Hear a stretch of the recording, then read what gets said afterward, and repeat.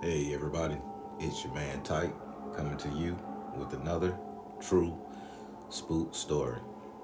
Now, before I begin, I'm gonna ask that you hit the like button, subscribe to the channel, and I'm gonna make another request. If you're thinking not robbery, could you go over there to my website and purchase some paraphernalia, a shirt or something? Just go to the website, book a reading if you need to. I do readings for those who don't know, but purchase a shirt or two. Look on the website, says it's something that you like.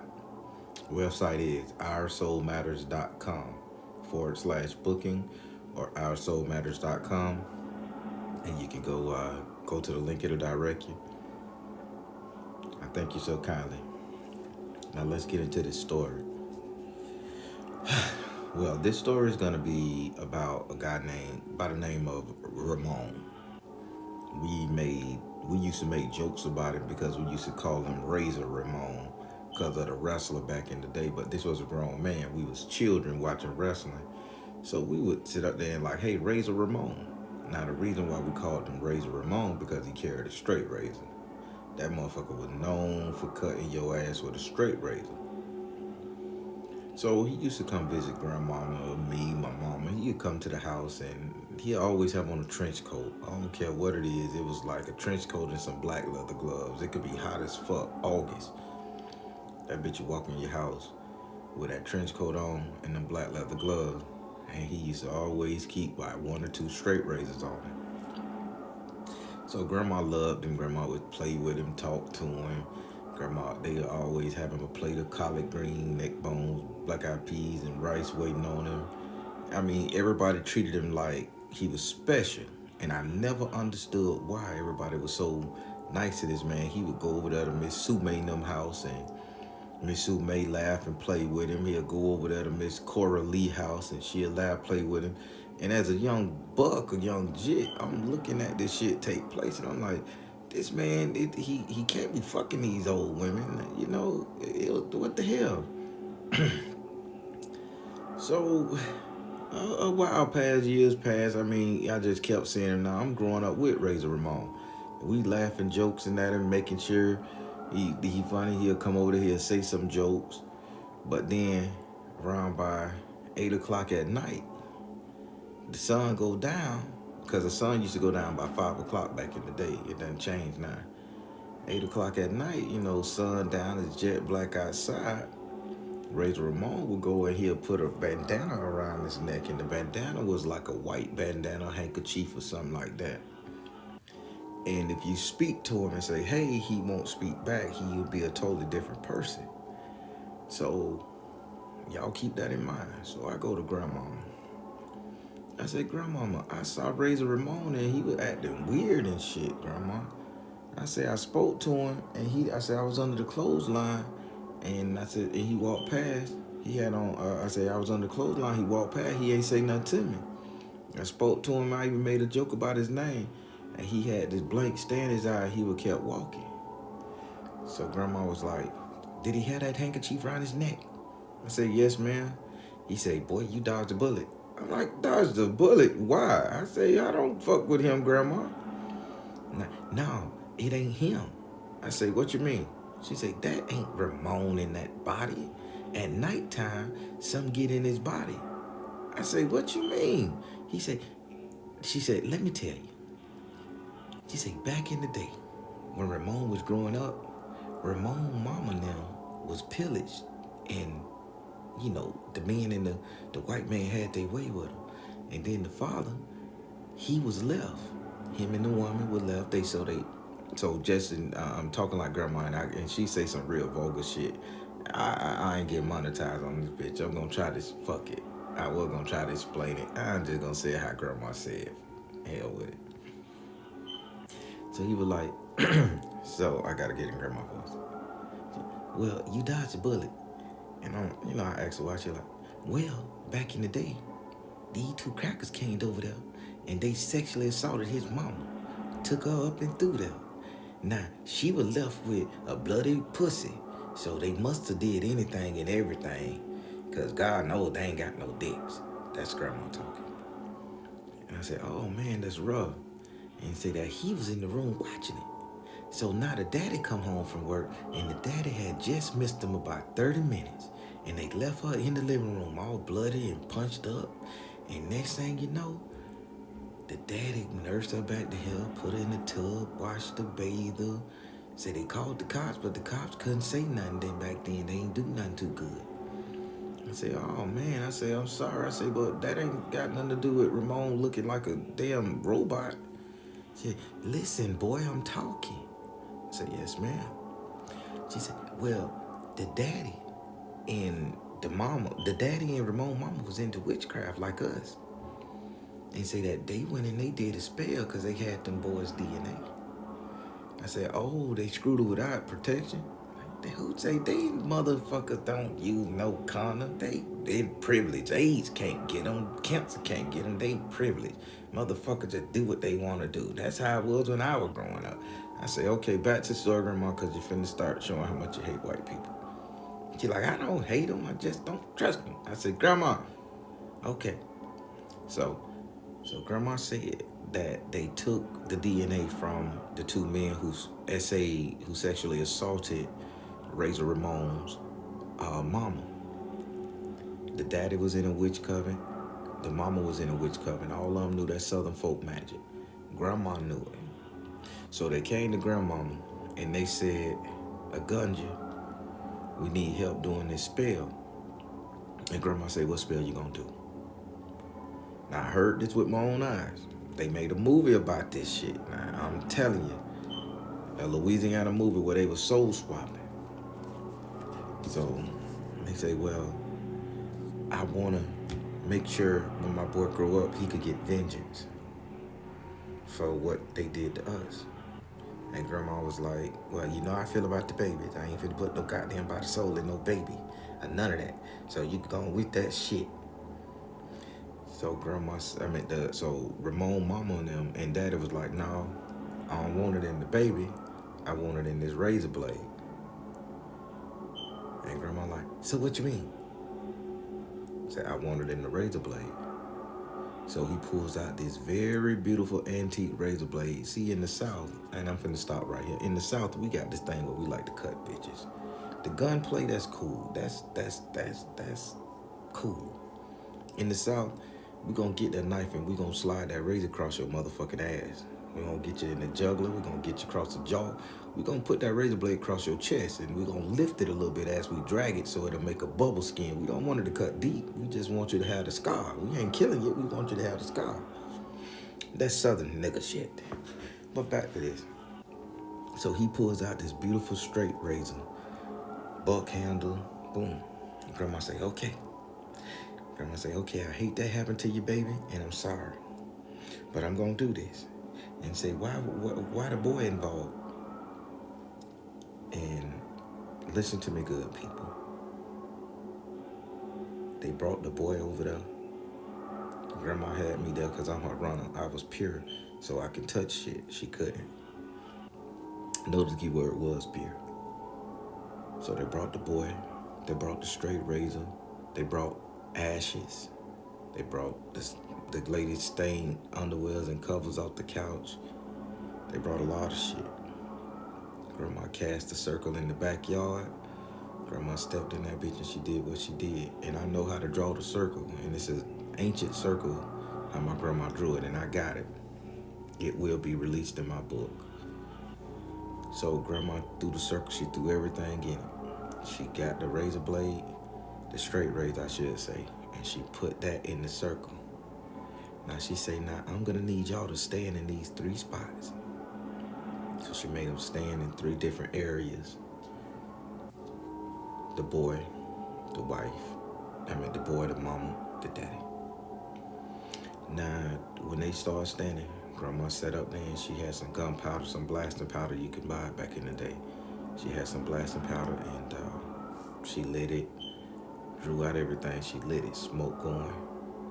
She said, don't you move.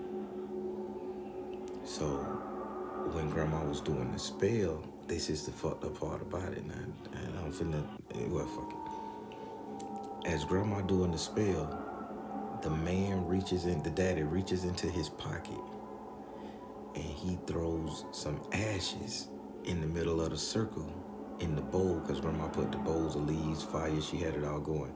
He threw some ashes in the fire next to the razor blade because the smoke was getting on the razor blade. The razor blade was elevated over all the ingredients with the smoke and everything that's burning, the water dripping, all that shit there.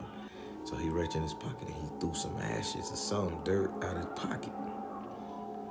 And Grandma turned around, "What the fuck you doing?" And he said, "A gunja, do the spell." And he talked real stern to Grandma. And Grandma was like, all right. Don't be doing nothing to that baby. You know how I feel. Like, do the spell. Just do the fucking spell. And Grandma shut up and did the spell. Because keep in mind, back in the day, although Grandma was tough, it still was a man angry with what happened to his family. So Grandma obeyed and she lived. So Grandma completed the spell for him. So he threw something in his pocket out on the thing. Right after he threw something in his pocket, the lady, she goes in her pocket and she throws some kind of dirt powder saying ashes on the bed. I said, oh my God. So I'm looking at this shit. Now, all while they throwing this stuff right here, I'm not hearing crackling, I'm not hearing nothing. Then the little boy, he was standing in the third spot. They looked at him and say, now you do it. So the little boy goes in his pocket and he gets out a separate razor blade and he cuts his hand and he take the tissue and he throw it in the fire pit, steel cup where the fire coming from. And the tissue burnt up. Now when the tissue burnt up, wasn't no smoke coming out of this shit like that. As soon as that boy threw that tissue with his blood and smoke came up, and the razor blade the straight razor had all this smoke just surrounding it, and it was just crazy. I'm stuttering because I can see this shit, man. And so he was just sitting up there, and I'm like, oh my God, what the fuck going on? So now I'm freaking out on this shit. Now I'm finna stop right here, and I want y'all to understand what just happened. Notice I said I'm witnessing this. I'm with grandmama. I'm doing this. People, I wasn't back there with that. Grandma was telling me the story. But I was there with her as her deceased twin son. Like, she had a set of twin, one passed back in the day. So I'm just breaking it down to you. It's a lot more to unpack to this story, and we're gonna get to it. So I'm seeing this as she telling me the story. I'm seeing this as a youth, but I'm not a youth because Ramon is grown. So I'm like, man, all that shit just wrapped up the smoke. So he was like, are we good? Can we move? Grandma said, no, you stay there. You stay there. And they had to stay there for like 2 hours. And Grandma just went around chanting. Grandma had some blood in a bowl or whatever the mix that she had did. It looked red. And she was just rubbing it all on their necks, on the back of their neck, down their spine, back of their neck, down their spine, back of their neck, down their spine. And Grandma took a picture of one of their people and had the version of me place it in the center of the thing. Now, this was an old war veteran, granddaddy war, World War I, World War II type energy. So I put it in there. Smoke still surfing on the thing. Boom, it's there. Man, lo and behold, 2-3 hours later, the spell was done. So Grandma said, now that's how you dodge a bullet, because that's what happened. So I say, okay, so now I'm snapped back to reality. Boom, boom. I'm here. I say, so what you mean? I say, he wasn't in the circle. He was, on the left-hand side. She said, boy, didn't you hear anything I said? Did you see the razor? Did you see how they kept throwing ashes on the razor? Did you see how they just kept on doing shit? Did the boy cut himself with a razor and put his blood with the razor? I said, yeah. I say, now who inside the razor? I say, the picture of the granddaddy that we placed in there. Of the uncle. Yeah. So every time he hold that razor, when the sun go down and he hold that razor, that ain't him. You saw it. And I say, oh shit. So you wasn't speaking to Ramon. You was speaking to some other nigga. I say, Grandma, come on. She say, now watch it. So me and Grandma went outside and we under the clothesline. It's around about 7:30, 8 o'clock at night. Around the corner. Now this modern day, I ain't in the vision zone no more. This modern day shit. Grandma had a thing, she'll take you to a vision. She could take you back to any place in time, in a story or just by touching your hand. She'll walk you through it, like really walk you through it. So she was out there. And he come back and we sitting under on the clothesline thing under there. Me and Grandma laughing and talking black quotation movies. You know how I rock.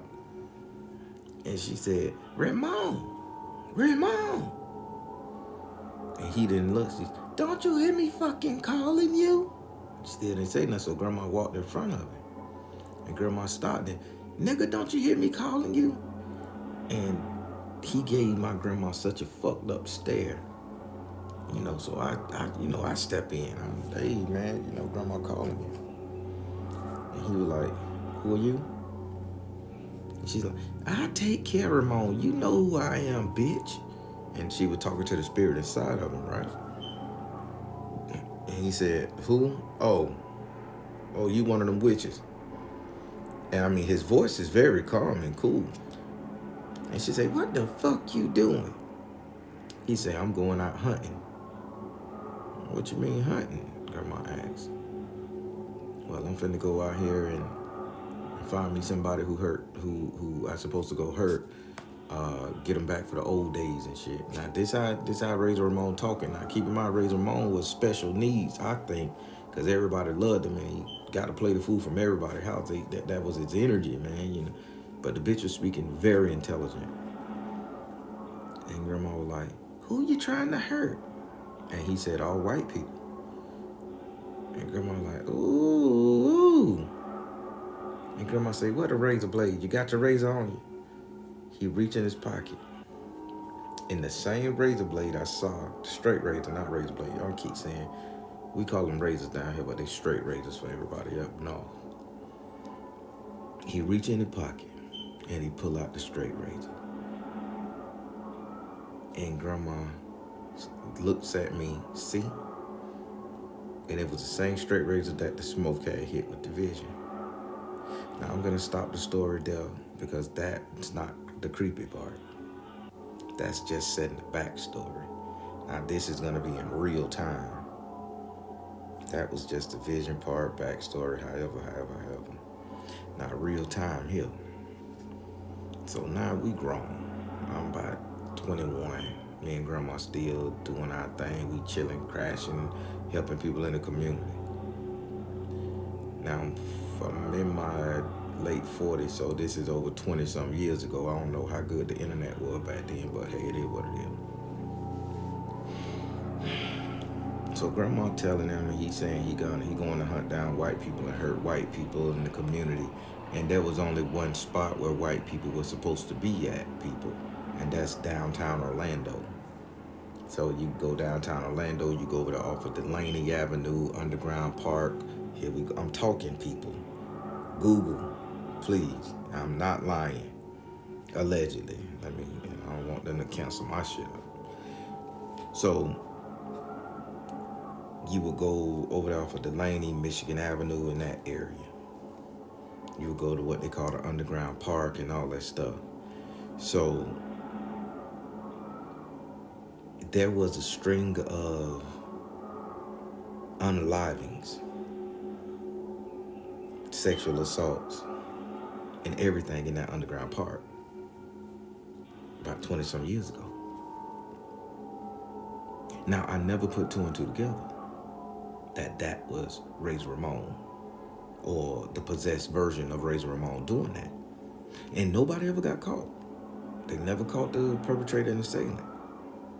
I never put two and two together until I grew up and I thought about it. Now, as he grew up and became the grown-up, keep in mind I'm grown, but in the vision I was young. So that young boy they did that spell with that on the razor, and they gave the razor to the little boy. He grew up, so his parents had to be deceased, dead, whatever. So he couldn't been hurting people. Listen to me. He could not have been hurting the same people who done his mama dirty.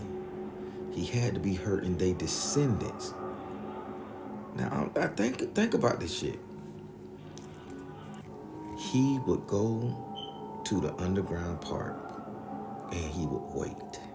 And he would wait. Every night he would go. He would pass by. He would catch the Lynx bus that way. Trench coat, straight razor, black gloves, white handkerchief bandana around his neck. I don't know his real name. We call him Razor Ramon. But he used to go down there and he would wait in the bush for somebody to come. And a lot of people went down there because they were bird watching. They used to meditate and shit in the park. You know, no cameras, no lights and shit. People were fucking down there and everything. You know, I went down there and I hung out and drunk and shit and smoked a little bud down that shit and watched some shit happen. You know, so I know the scenery. So he would go down there and every so often he would catch somebody in, of my speculation, and somebody would end up unalive. And I think it was descendants, relatives of the people who done his mom and them like that in the spirit, that the wartime spirit that they had put in the razor blade, to which the young boy had in his hand all the time, was sitting up there possessing him to go after these people. And he probably only went down there when that energy was there. So that's the explanation a little bit more. Now let's get to some creepy shit. So one night, old Razor Ramon sitting his ass up there chilling. It's about 6:30. He came to the house and he had got something to eat. Now keep in mind, me, grandmama, mama, nobody knew he was doing this shit.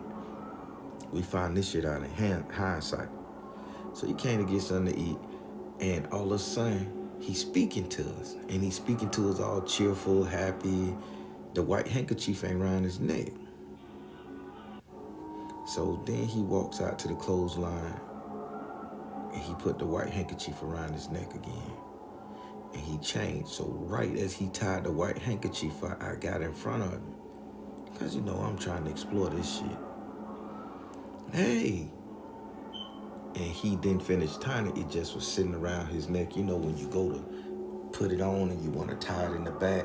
And he had tied it, but he didn't snag it tight to go around his neck. So he wasn't all the way in transit. Ah, man, what's up? I said, where you headed?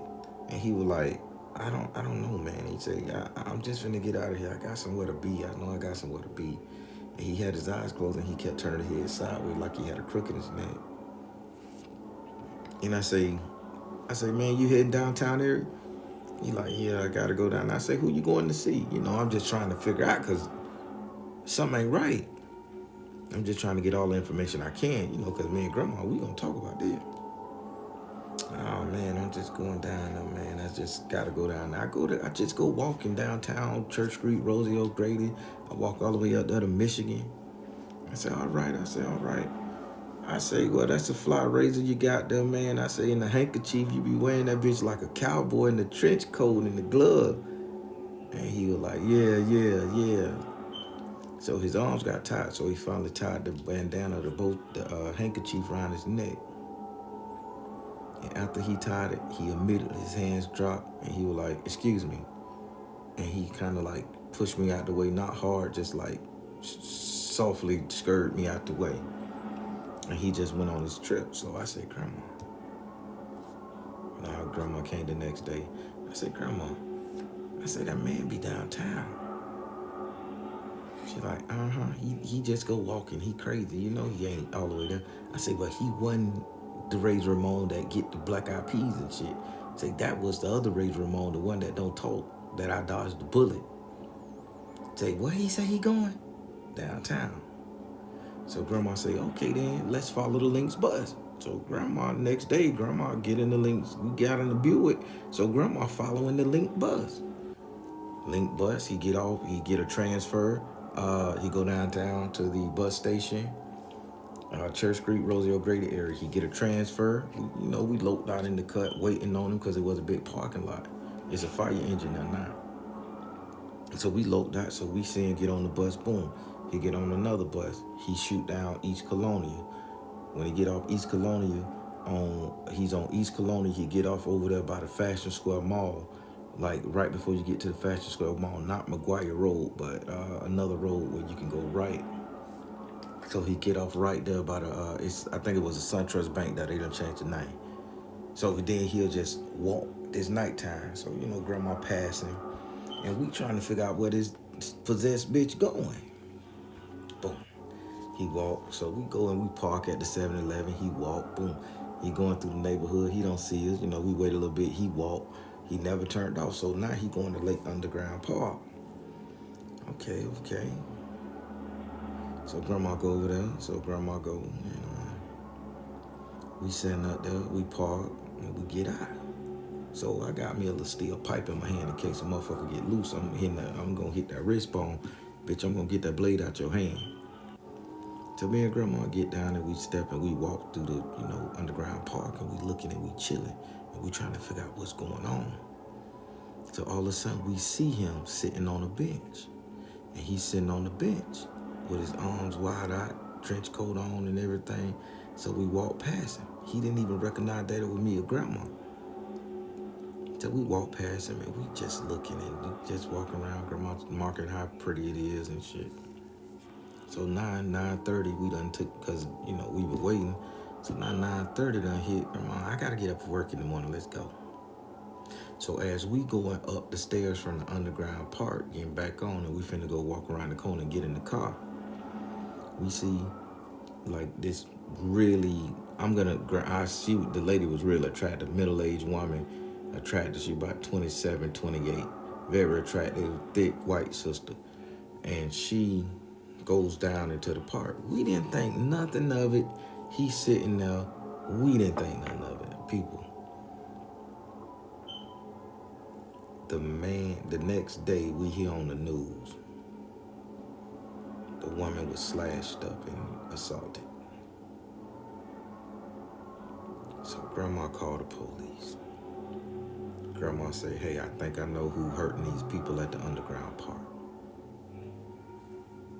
So they go to Ramon's house. He was such an idiot. The police say, no, it couldn't be. But Grandma said he was sitting there. He playing a game. Because Grandma was trying to get him off the street, because Grandma knew that was a possession. He played a game, he laughing. The police ended up liking him. This shit made the paper, man. It made the paper. I'm telling shit. See, I'm old. Shit made the paper. So, Grandma couldn't stop it. So, allegedly, people, I think all the bodies and all the shit that was found in the underground park, that shit was done by Ramon. Grandma tried to tell the police before she died. They didn't. A long time ago, they didn't believe her. Whoever was investigating the shit. Allegedly. I gotta keep saying that. I don't want these people come fucking with me. Now, Grandma did one more thing before she put this story to rest, and I'm just gonna be G with you people. So at the little apartment he was living at, Grandma went over there. And Grandma wanted to, see was his parents still alive or whatever. So when Grandma got there, his dad's truck was still in the yard. It was an old truck, classic. It was kind of like a butterscotch brown, beat up, a Ford F-100, three on the tree, one of them. And Grandma knocks on the door. The daddy came, the mom in a wheelchair and shit, suffered some real serious injuries over time. These people ain't sad. The house smelling like dead skin and dead rats. I mean, nobody was kept in the bitch. It was like nobody had a soul in them. So Grandma asked them, everything okay, need help? They like, we good, you can go now, leave. They were pretty damn rude. So Grandma, let them slam the door in her face and in their face, and boom, done deal. Grandma came back. And grandma got some salt. Grandma got some saltpeter, some dirt with a bunch of earthworms in it. And I'm telling you what she did, people, because she had to stop this. And I don't know if it worked. Grandma got the dirt, packed it in a styrofoam cup. She poked holes in it because she had real live earthworms in it. She went in front of their house, right by the driveway, the walkway. It was an apartment complex, and she dumped the earthworms out right there. When she dumped the earthworms out right there, she had some kerosene, and she doused the sand with the earthworms in it and kerosene. She took a straight razor that she had bought from the barbershop store, the hair store. She stuck that razor blade inside the dirt of the earthworm, and she let it sit there for a while. She left. She came back 30 minutes. She picked the blade up. It was all dirty, gunky, muddy. Grandma set fire to the bed of earthworms, and as she set fire to the bed of dirt and earthworms, it was burning. Then she took that razor and she threw it back on the pile. I'm seeing this with my own eyes, people. And she said, "This shit gotta stop. This shit gotta stop. This shit gotta stop." She said it 3 times. When she got up and left, the very next day, tell me why Razor Ramon wasn't Razor Ramon anymore. He didn't have on the trench coat. He didn't have on the gloves. We never seen him wear that bandana, that handkerchief around his neck. He never carried another edged weapon. He just carried a walking cane like a stick, and he didn't even need it. And he used to twirl it in his hand like he was one of them drum majors, band majors, motherfuckers, high stepping with the twist and the turn and shit. And Grandma looked at him with disgust for the rest of her life. Now I don't know if that story scared people. I know I went back in a vision, and Grandma put me in a trance in a vision just by holding me and touching me and talking to me. I saw everything that happened, spell to spell, play to play. Grandma taught me how to make these insignias and sigils on the ground to do this spell. Again, it will be coming out later on in the book. And Grandma had to stop that man from serial hurting people. Now, y'all may think this made up, y'all may think this fiction, but my grandma was a real life superhero in the community when it came to this spell work. Grandmama did what she had to do to stop this serial killer because the police didn't believe because he was so good. Now, my grandma dead and gone. All the unaliving stopped at the underground park, and it's still no lights there. Still dark as fuck. Still creepy as shit at night. All of that shit stopped after Grandma did that spell to stop Ramon. Now, I'm gonna challenge you guys to think about that. If it wasn't him doing it on a possession, hunting down the ancestors and the relatives of the people who took advantage of his mom due to the spell that they prayed on that boy in that straight razor with that army uncle, why did all the killings and the assault stop? Grandma put a stop to it. And I'm gonna leave it right there, because I don't know if this creepy, spooky, y'all know how I feel. I just want to share some escapades of Grandmama, and God bless that woman. She showed me everything she know. God bless that woman. All right, everybody, I'm tight. Telling you guys, please be careful of who you fuck with, because you never know who may just go get the bad and start fucking with you. Take care, everybody. Stay safe.